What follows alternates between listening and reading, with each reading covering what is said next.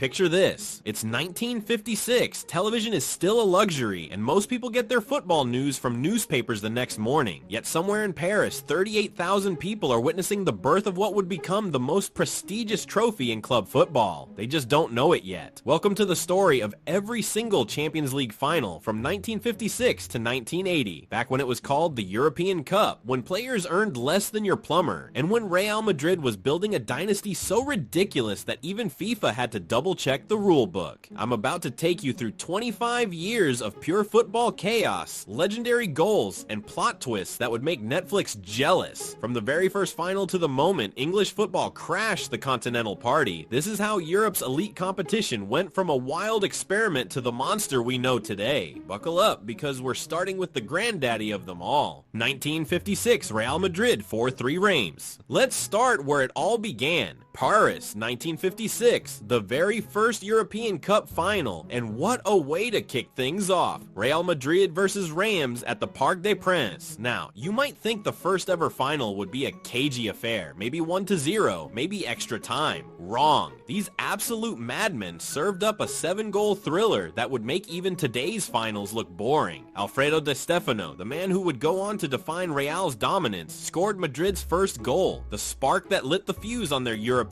legacy. Real Madrid won 4-3, but here's the kicker. This wasn't just a victory, it was the birth announcement of football's greatest dynasty. While everyone else was still figuring out what this European Cup thing was, Real Madrid was already planning their world domination. Fun fact, the winning goal was scored by Real in the 79th minute. Little did anyone know, this goal would be the first domino in a 5-year reign of terror that would leave the rest of Europe wondering if Real Madrid had made a deal with the football gods themselves.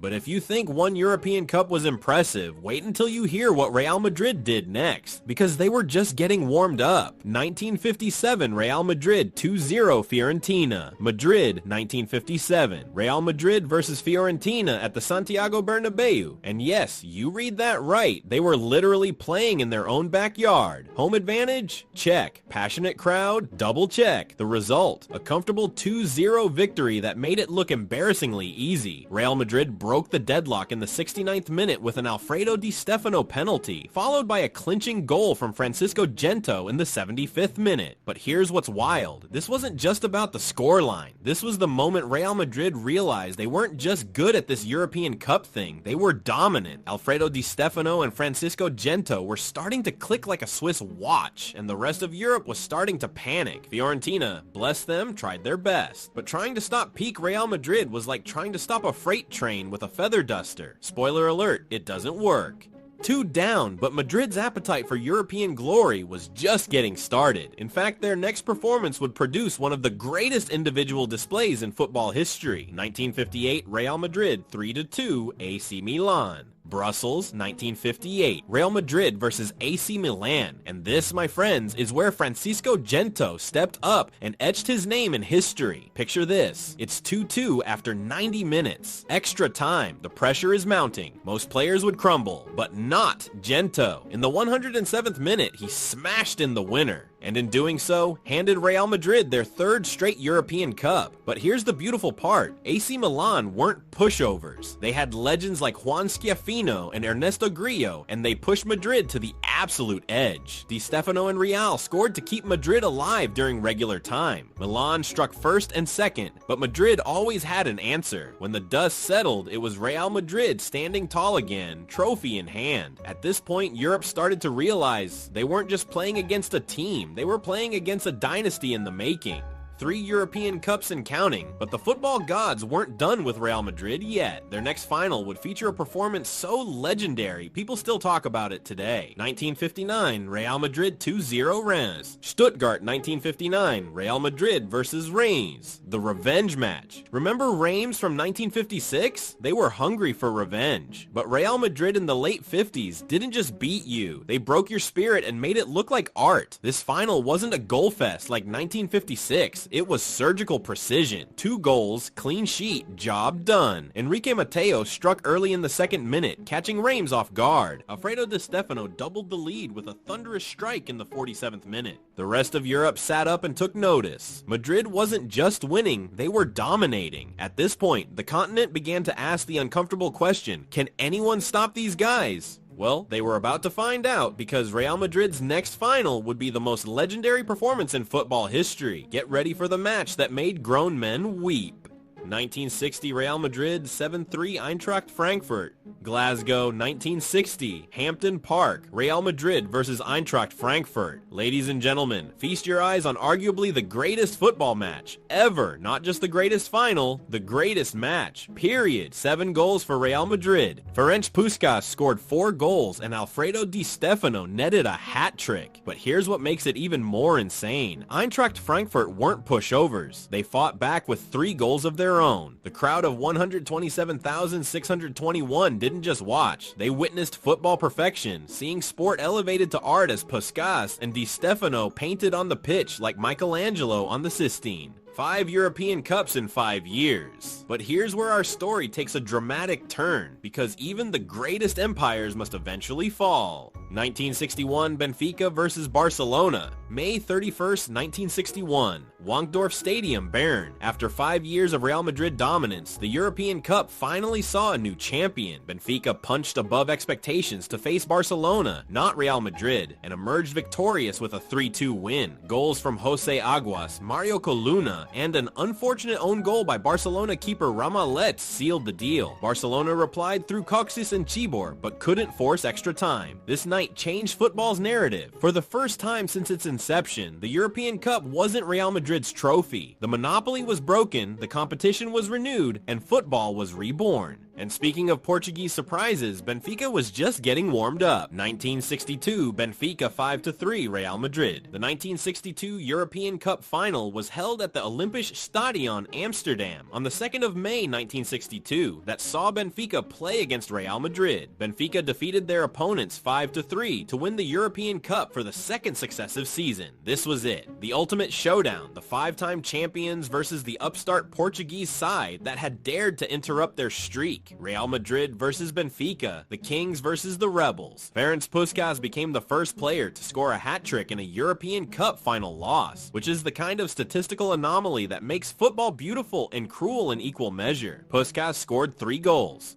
and still ended up on the losing side of a 5-3 thriller. That's like writing a perfect essay and failing the class because your classmate wrote poetry. Benfica had officially announced themselves as the new power in European football. Real Madrid's golden era was over, but what a way to go out, in a blaze of goals and glory.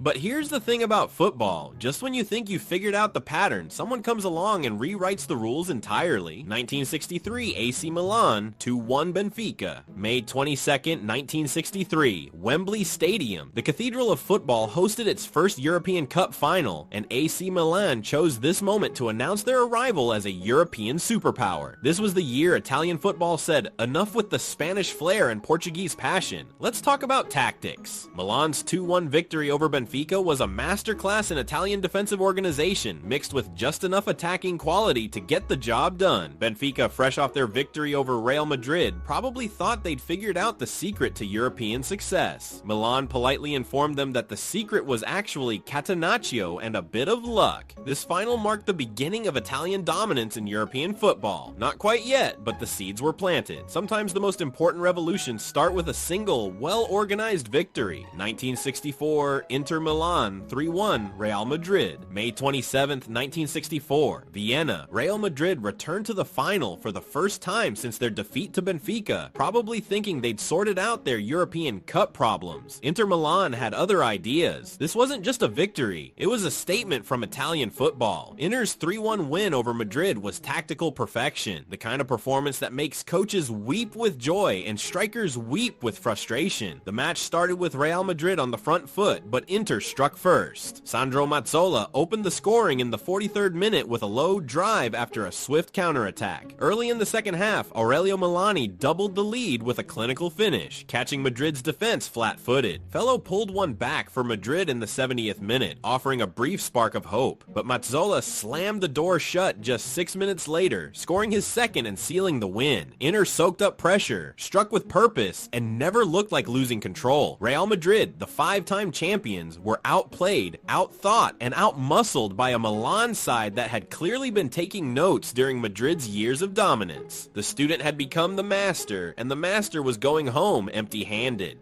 But the thing about Italian football is that it comes in pairs, like trouble or shoes or Milan clubs. 1965, Inter Milan 1-0 Benfica. May 27th, 1965, the San Siro. Inter Milan welcomed Benfica to their home ground for what was essentially a home final. Playing a European Cup final at your own stadium is like getting to choose the exam questions. Technically fair, but definitely an advantage. Inter's 1-0 victory over Benfica was the kind of result that makes Italian football coaches nod approvingly while scribbling notes about defensive shapes and tactical discipline. One goal was enough, because when you're Inter Milan in the 1960s under Helenio Herrera, one goal might as well be 10. The only goal came in the 43rd minute when Jair da Costa pounced on a defensive error and fired home. From there, Inter did what they did best. They shut the game down with Catenaccio precision. Benfica pushed, probed, and hoped, but they never found a way through. Benfica, meanwhile, were learning the hard way that Portuguese flair is beautiful, but Italian organization is brutally effective. This was their second consecutive final defeat and a sobering reminder that Inter had become the new European standard. 2 consecutive European Cups for Inter Milan, but across the city, their neighbors were watching, learning, and plotting. 1966, Real Madrid 2-1 Partizan Belgrade. May 11th, 1966, Heysel Stadium, Brussels. Real Madrid was back in the final, facing Partizan Belgrade in what looked like a victory lap, but Inter Milan's replacement, it would seem, had other plans. Partizan, hailing from Yugoslavia, had earned their spot in Brussels through sheer grit and adventurous tactics, traversing political and footballing borders to challenge Europe's elite. Their reward, a narrow loss to a real side rediscovering its hunger. The match was deadlocked until the 55th minute, when Vasovic powered Partizan ahead with a header from a corner. It looked like the upset of the century, but Real Madrid reignited their fire. Amancio struck back in the 70th minute, drilling a low shot past the keeper. Then, just 6 minutes later, Serena unleashed a sizzling long-range strike that ripped the net. It was 2-1. Madrid reclaimed. This final reminded the world, Real Madrid doesn't stay down for long. They might miss a few years, but when they rise, it's with fire, skill, and timing no one expects. And right then, as they lifted that trophy once more, you realized they always come back. But the question remained, was this a one-off return to glory, or was Madrid building something new?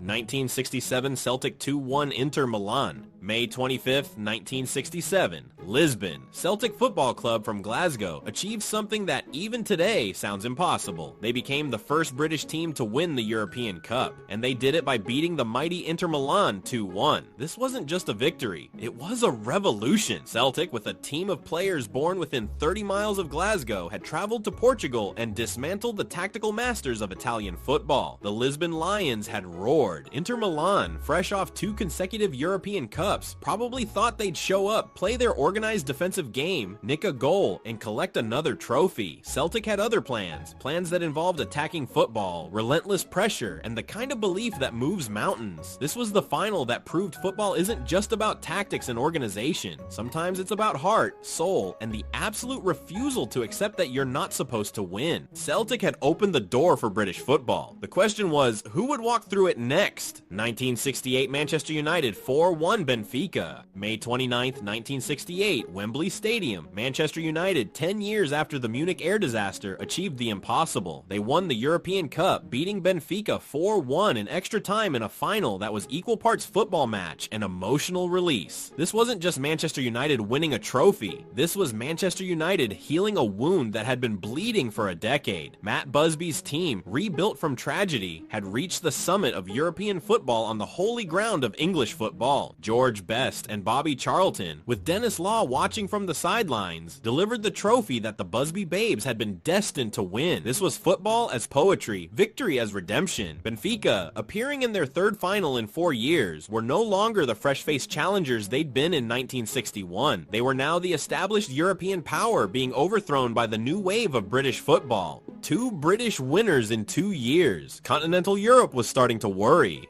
1969, AC Milan 4-1 Ajax. May 28, 1969, the Santiago Bernabeu, AC Milan decided it was their turn to collect a European Cup. Their 4-1 victory over Ajax was a masterclass in Italian football played on Spanish soil. This was the final that introduced Europe to the concept of total football. But unfortunately for Ajax, it was total football being totally dismantled by Italian tactical discipline. Ajax would remember this lesson. Milan's victory was the kind of performance that makes football purists weep with joy. Organized, efficient, and absolutely ruthless. They took their chances, controlled the tempo, and made Ajax look like they were playing a different sport. Ajax, meanwhile, were learning valuable lessons about European football. Sometimes you have to lose finals to learn how to win them. But the thing about lessons in football is that the best students often become the most dangerous teachers. 1970 Feyenoord 2-1 Celtic. May 6, 1970, the San Siro. Feyenoord of the Netherlands pulled off one of the biggest upsets in European Cup history by defeating Celtic 2-1 after extra time, claiming their first and only title and marking the first victory by a Dutch club in the competition. This was the final no one anticipated. Celtic, the defending champions from Lisbon, were expected to overpower the Dutch challengers, but Feyenoord had a different master plan, pressing, attacking, and playing with all the fearless abandon of a squad with everything to gain. The match unfolded like this. Celtic struck first. Tommy Gemmell thrashed one in from the edge of the box at 30 minutes, giving them hope. Just before halftime, Feyenoord responded. Rinus Israel nodded in the equalizer at 32 minutes, leveling the match. Both sides held firm into extra time. Then, in the 117th minute, with fatigue setting in, Ove Kinval pounced on a loose pass and calmly chipped it over the keeper. 2-1. Feyenoord had done it. This wasn't a one-off miracle. It was the beginning of Dutch emergence on the European stage. Celtic, meanwhile, learned a hard truth. Defending the crown is often harder than winning it.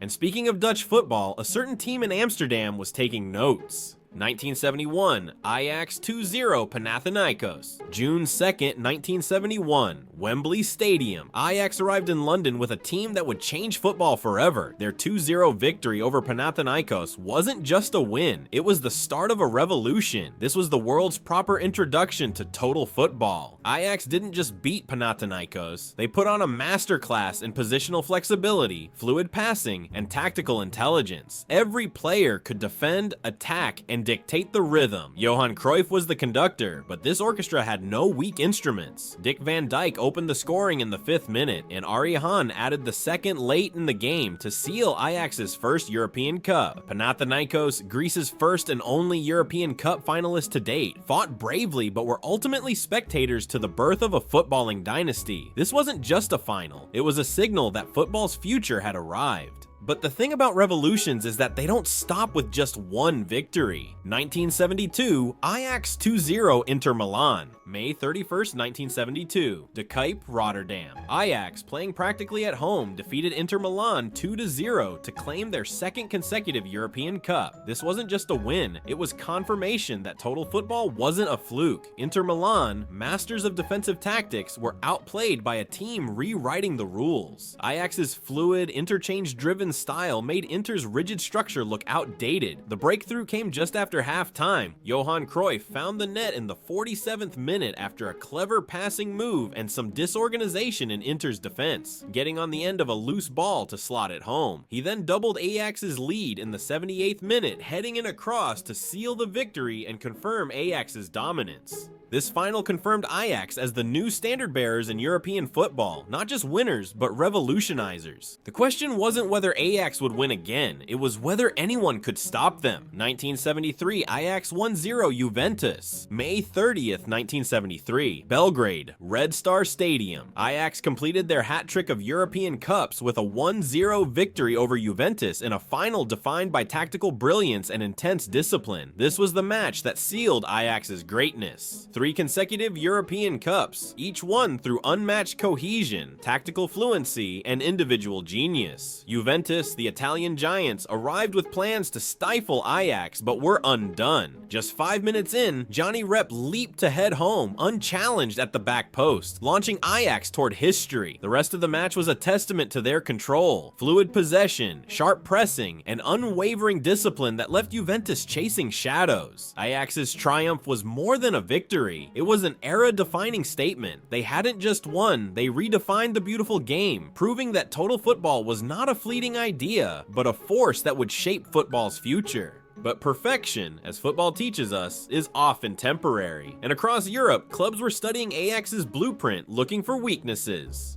1974, Bayern Munich 1-1 Atletico Madrid.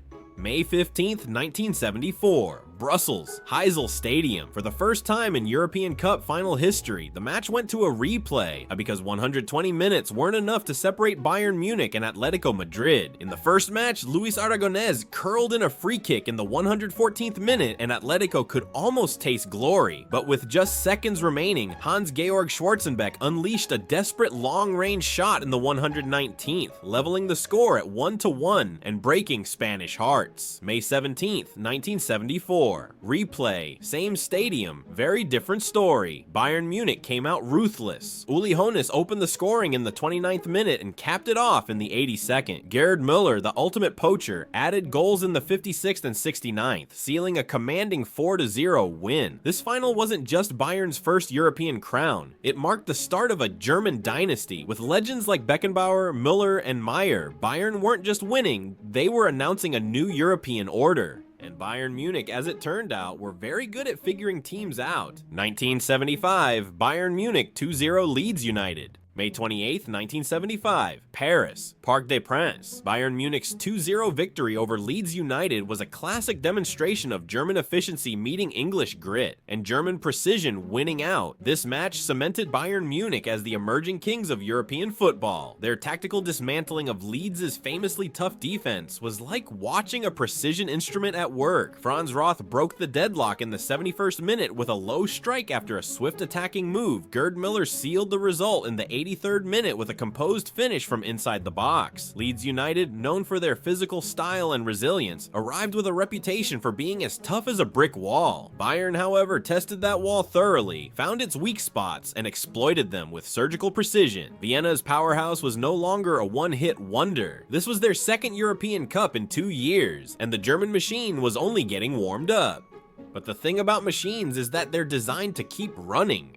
1976, Bayern Munich 1-0 Saint-Étienne. May 12th, 1976, Hampden Park, Glasgow. Bayern completed their hat trick of European Cups with a 1-0 victory over Saint-Étienne that was as tense as it was triumphant. This was the closest Bayern had come to defeat during their 3-year reign. Saint-Étienne, the French champions, pushed the German giants to the limit in a final that proved that sometimes the best victories are the ones you have to fight hardest for. The only goal of the match came in the 57th minute, when Franz Roth capitalized on a free kick to put Bayern in front. It was a strike that didn't just win a match, it sealed a legacy. Bayern's 1-0 victory was built on German organization, individual brilliance, and the kind of mental strength that separates champions from also-rans. They joined Real Madrid and Ajax in the exclusive club of teams to win 3 consecutive European Cups. Saint-Étienne, meanwhile, had given Bayern Munich their toughest test and proved that French football was ready to compete with the best in Europe.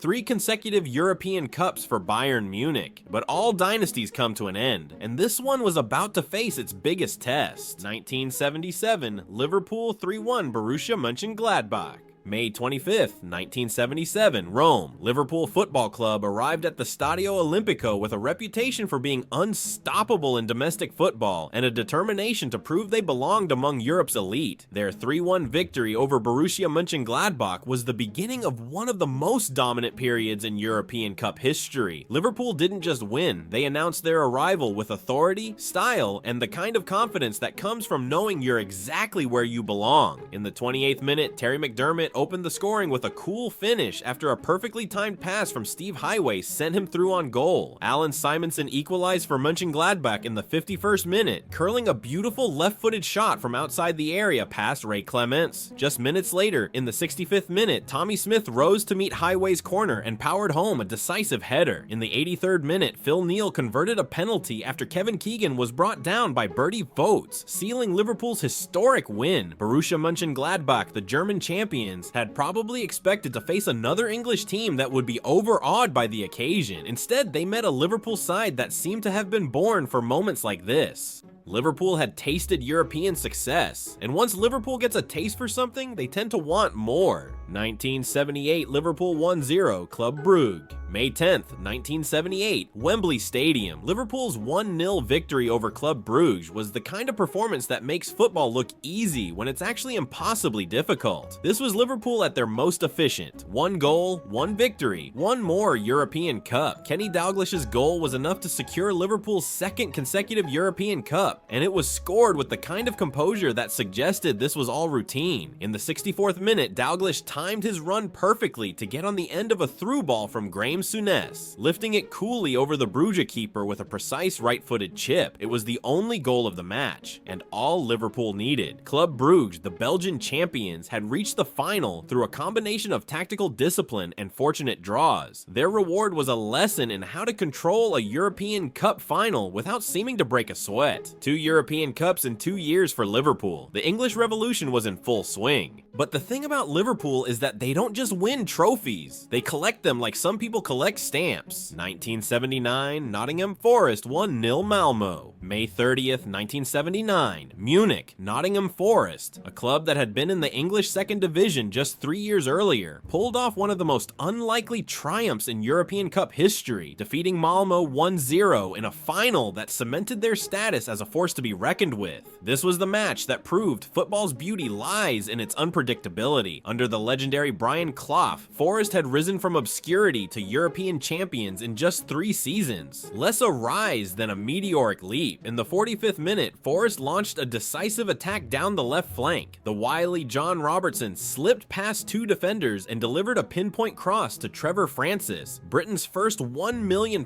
footballer. Francis arched his body perfectly to meet the ball, guiding a clinical header into the roof of the net, the only goal of the game, and one for the history books. That moment of brilliance sealed Forest's first European Cup. Malmo, the Swedish champions, had already achieved the improbable by reaching the final, but on the night, they could only watch as Clough's underdogs scripted a fairy tale before their eyes. But here's the thing about fairy tales, sometimes they have sequels. 1980, Nottingham Forest 1-0 Hamburg. May 28th, 1980, the Santiago Bernabeu, Nottingham Forest proved their first European Cup was no fluke, defeating Hamburg 1-0 to claim their 2nd consecutive title, a feat that defied logic. In the 20th minute, John Robertson cut in from the left and drilled a low shot past Hamburg keeper Rudi Kargas at the near post, the game's decisive moment. From there, Forest defended with relentless discipline, choking out Hamburg's attacks with a masterclass in tactical control. This victory cemented Brian Clough's legacy as a managerial genius and Forest's place among football's greatest underdog stories. 2 European Cups for a club that had been in the 2nd Division just 4 years earlier. That wasn't just success, it was alchemy. Hamburg, the mighty German side, might have expected a team content with 1 triumph. Instead, they faced a Forest side hungry for more and unwilling to let go of their crown.